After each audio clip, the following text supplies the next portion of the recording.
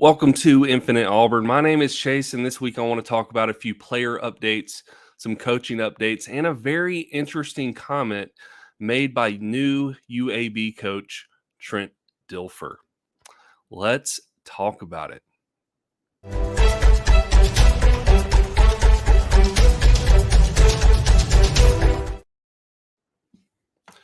So, as I said, I'm going to start off with a few comments about some player updates. We'll go into some coaching updates as well. But first, I want to start with the player updates I mentioned. So let me pull this up real quick. The first player I want to talk about is Shedrick Jackson. If you did not hear, Shedrick Jackson recently declared for the NFL. If you did not keep up with how he did at Auburn, here are his stats for the past couple of years. In 2021, he really had an incredible season, 40 receptions for 527 yards, 1 touchdown, and a long of 48. This past season, he really saw a dip off with only 16 receptions for 217 yards. So he did not do nearly as well as he did in the previous season. But regardless, he has declared for the NFL. He played 5 seasons for Auburn, and now he is going to take that leap and try to get drafted, and we'll see what happens. Next up, we had some fantastic news. We have 2 players who have declared that they are coming back to Auburn. We had Nehemiah Pritchett and DJ James. I think most people are very excited about DJ James coming back. I've heard mixed reactions on Nehemiah Pritchett coming back. I think DJ James overall has been more well received, and it's been more obvious that he's done well compared to Nehemiah Pritchett. But I think if you really break down the stats and look at how they've done, they are not the same, but they are similar. So it is, I think that the positive thing is that we do have 2 experienced players coming back, and this just shows keeping Zach Etheridge on staff is making an impact immediately. And this is it's a good thing for the team. It's a good thing for Coach Freeze. And I think it's also going to be good for the cornerbacks who are playing behind DJ James and Nehemiah Pritchett. We also got some news on Jeffreyimba. If you remember Jeffreyimba, he came to us last year. Last year, he was one of the top recruits in the country, top JUCO recruits. I think he was the number 1 recruit. You might know him as Thanos. And he put out an interesting tweet recently. And if you translate it, it was in French. But if you translate it, it translated to, I almost didn't play my first high school games. Then I finished the best player in my state and top 10 in my position. My first year of JUCO, I almost didn't play. Then I finished best player in the United States in JUCO. My first year at Auburn, I almost didn't play. Then I think you understand the scheme. So what he's alluding to, some people misread this. And they thought he meant he was not coming back, and that's not what he means at all. What he actually meant is that he thinks this is his year. He thinks this is the year that he's going to make a big impact for Auburn, and that's huge news. Number 1 JUCO player a year ago. Now he kind of had a year at Auburn where he didn't do much, but he truly believes that this is the year for him. He's going to make a big impact, and this is a year where we really need him. We need the impact that he can make. But we'll just have to see what happens. But it is fantastic news that he is returning. Next up, I heard a lot of people talking about this, and I watched this game as well. I'm sure you did. Jarrett Stidham finally got his at-bat, so to speak. He got to start for the Las Vegas Raiders. And he was an interesting case. He did very well while he was at Auburn. I think he could have done better had he been coached a little differently. But he overall did well. And if you look at his stats compared to other Auburn quarterbacks, he is one of the best to come through Auburn statistically. And now he went to the NFL. I think he went to the Patriots first, and playing behind Tom Brady, of course, he wasn't going to get to play. But now Derek Carr got benched and he got his chance. And when he did, if you did not see this, once he did get his chance, he did fairly well in this game. In the game versus the San Francisco 49ers, he completed 23 of 34 passes for 365 yards, 3 touchdowns, and really the only downside we saw was that he threw 2 interceptions. So while he was not perfect, he did do very well in his first start for the Las Vegas Raiders. So I was very pleased with that. I think a lot of Auburn fans were happy to see. Unfortunately, they did not win, but the Raiders did go to overtime, and I think it was. I'm not a Raiders fan, but if I was a Raiders fan, I would have been pretty happy with how Jarrett Stidham played, especially when you had what you had with your previous quarterback.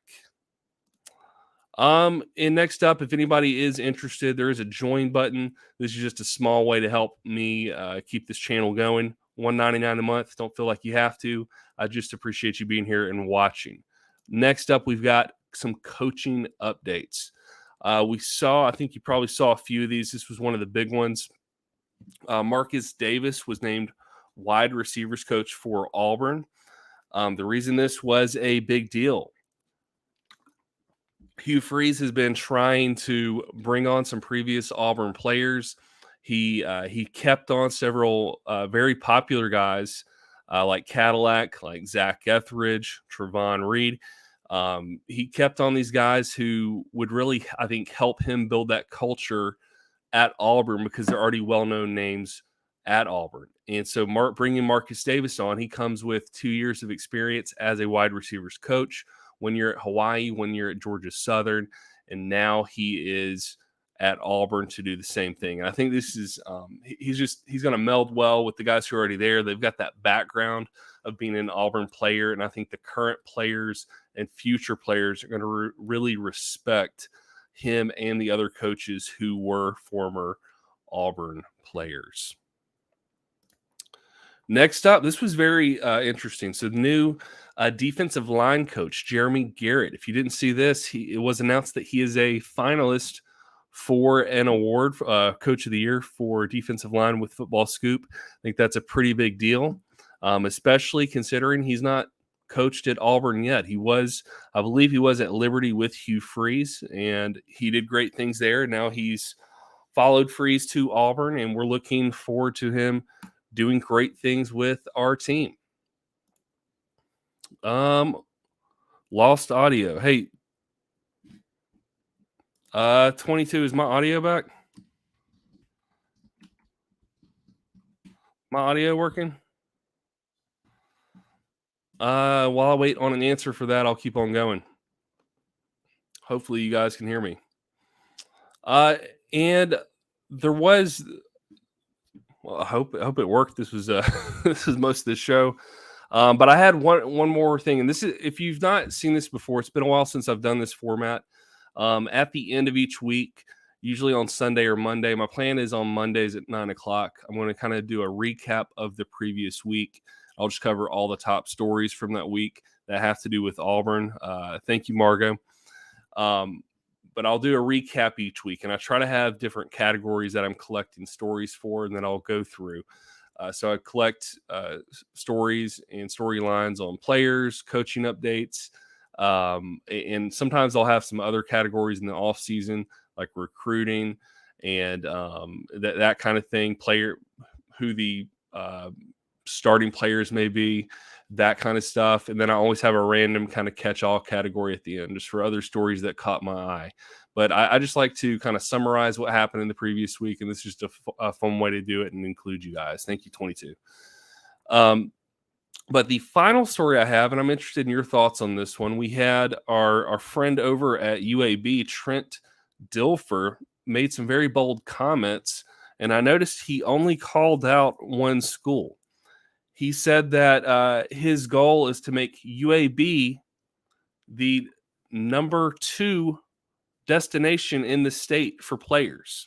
So he wanted UAB to be the number 2 destination for recruits. And I don't think that's ever going to happen. I think that's a very bold claim to make.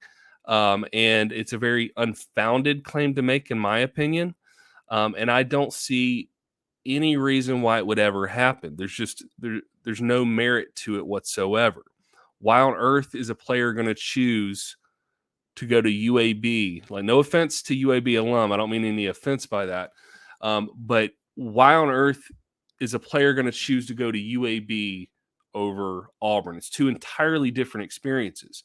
When you go to, if you've not been to both campuses, when you go to UAB, I mean, you are downtown. So if you want the downtown experience, you want the downtown Birmingham experience, UAB is a great place to go.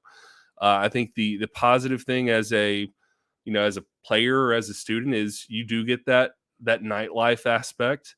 But the thing you miss out on that you're going to get at Auburn that you will not get at UAB is you get this even though it's a big town, you get the small town feel from Auburn. It's very much, I mean, you hear people say it all the time. I say it. You very much get the Auburn family mentality. You get that small town feel. And I know when I was a student there, I loved it. I love being there. I still love going back. And it was because of that small town feel. And so I don't feel like what Trent Dilfer is referring to is even close to a reality. There's no way that there's no way UAB is going to out recruit Auburn anytime soon. I don't think it's even close to possible. I get he was a former Super Bowl, or he won a Super Bowl as a quarterback for I think it was the Ravens, I believe. I get that. He's got that going for him, but it's still, you can't get past it doesn't have that small town feel. It doesn't have that. How many times do you see a recruit say they like the feel of the campus, like the feel of the community when they go to a school? It happens a lot. But the way it stands right now, I just don't see UAB ever out recruiting Auburn. And if you noticed, he left out a school. He didn't say he was going to out recruit Alabama, but he sure said he's going to out recruit Auburn. I don't see it happening. Wes, War Eagle buddy, thank you for joining. 22, he can't even recruit the guy he coached in high school. And what does that tell you? So if he can't even recruit the guy he coached in high school, he couldn't get him to come to UAB. What does that tell you? And I assume you're referring to the quarterback. Is it Hank, I believe? And where is he going? Auburn. And Steve Bradley, I think he is butthurt because his high school. Yeah, I think that's exactly the reason why. And so I don't think there's any way this is reality. He's just trying to sound like he's going to do something amazing at UAB that has not been done before, but I don't see any reason why it will happen. Thank you, Felix, for jumping in. The only other thing I have is I've got two more things to say. This is a shorter show. I try to keep it between 10 to 20 minutes usually. I'm going to say I'm at the 13-minute mark right now. But there's two more things I wanted to say before I go. And guys, if you have anything you want to say in the comments, please throw it in there because we've got a few more minutes left. One thing is, if you watch the War Report, one of my friends, Mike G, he was recently diagnosed with lupus, and I know he's got some things going on, especially with medical bills and stuff. So there's a GoFundMe out there. I don't have the link right now, or I would drop that in the comments. But if you've not already shown your support for him, I would recommend throwing your support behind him, because we are, if you guys don't know, in the Auburn creator space, we are pretty tight, and we talk to each other. And I just know he's been going through a lot the past couple of months. So any help people can give is very much appreciated. And then the other thing is, I don't know if you were watching the Monday Night Football game, but I'm going to mess up his name. Damar Hamlin. If you were not watching, Damar Hamlin was hurt pretty bad, so please keep him. He's a player for the Buffalo Bills, safety. Please keep him in your thoughts and prayers, because I know that the situation is looking pretty dire with him, and you hate to see a player get hurt like that. And so just keep him as well in your thoughts and prayers. If you guys have anything else you want to say in the last little bit, please drop it in the comments right now. But like I said, my goal with this video, with this live, I'm going to do one a week. Right now, the time frame that works for me is 9 o'clock on Mondays. And Margot, go to the GoFundMe page. Blessing to give for him for sure. Please go help out Mike G. But my goal for this video, this live that I'm going to do Monday nights at 9 o'clock, is to, one, give us a space to come in, look at the previous week, look at what happened, and two, just to provide you some updates just in case you missed some things throughout the week. Thank you guys for watching this one. Please subscribe to my channel if you've not already done so. Like this video, share it, all that good stuff. And I will see you guys in the next one. War Eagle.